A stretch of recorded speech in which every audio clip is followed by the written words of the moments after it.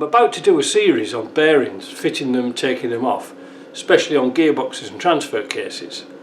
But I've got a press over here that I use quite a lot for doing this type of jobs, but maybe you haven't. So I'm going to try and do some suggestions what you could use. And one of the best things I bought many years ago before I got my press was this little kit here. This is a hydraulic type of unit. There's some grease in there and you squeeze that down and it pushes this piston out of here. I can't remember what tonnage it is, it doesn't say, but it's quite a lot and it does pop bearings off. But it's a comprehensive kit with legs, extensions.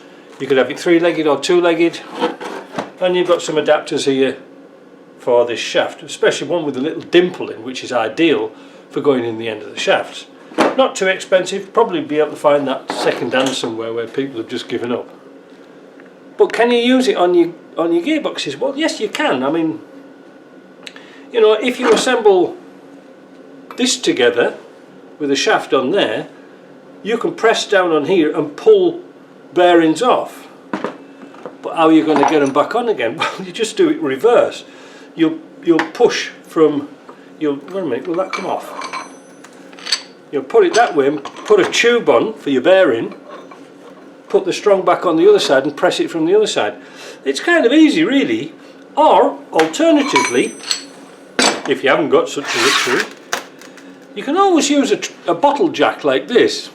They are a bit, well, sort of numb, because they won't work that way. They won't work upside down, they only work that way. But if you could make a little square frame and get somebody to weld some, you know, steel together, you can have that supported on the top and use this surface here to press tubes and things like this. You just have to use your imagination. Like I say, anything's better than hammering bearings on and off. I've seen so many jobs ruined by having bearings hammered on and not put right. And people, I've seen them on the internet, on YouTube and things like this, said, oh, these brick part, ship part bearings are no good in wheel bearings. But you could see the way that they were fitting them was just terrible. Just hammering them in, and they've hammered the races out, but they've also damaged the inner race, so the cup is tipped over a little bit. Also, what ruins bearings is over lubrication and under lubrication. You've just got to get it right. Like in a wheel hub, about 75% grease, that's all you need. Just leave a little bit of airspace. It needs to cool down, otherwise it'll overheat. Dirt and things like this, you've got to keep everything clean. So when you're working with grease, it's kind of difficult because your hands pick up all sorts of stuff. Look at that, like Al Jolson. Am I allowed to say that?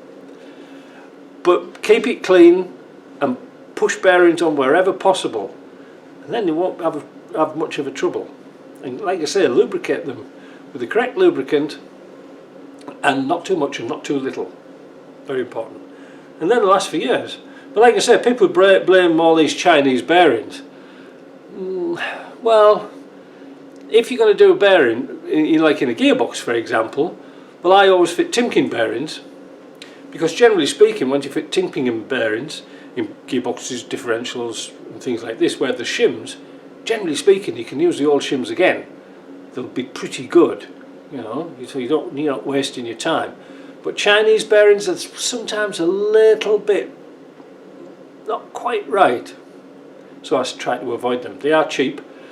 Sometimes, talking about bearings, there's many times if I've used ball bearings, like 6203s or something like this, little small ones, like they go in your tensioner for your serpentine belt on your 300 TDI. You can take the pulley off, get the bearing out, put a new one in. Sometimes I just use cheap Chinese ones for that because they're really easy to replace and they last quite a long time in that circumstances, because they're not really doing anything apart from guiding the roll around. And like I say, they're cheap. I mean, I did Curtis's lawnmower quite a while back and he wanted to buy Timken bearings for it, and I think I did them about 5 years ago, and they're still on some reasonably good quality Chinese ones. You can always tell a good bearing because they put the names on them. Some of the cheap bearings they'll just put the bearing number on, but they won't put a manufacturer's mark on them. Anyway, that's just a little bit of a preamble.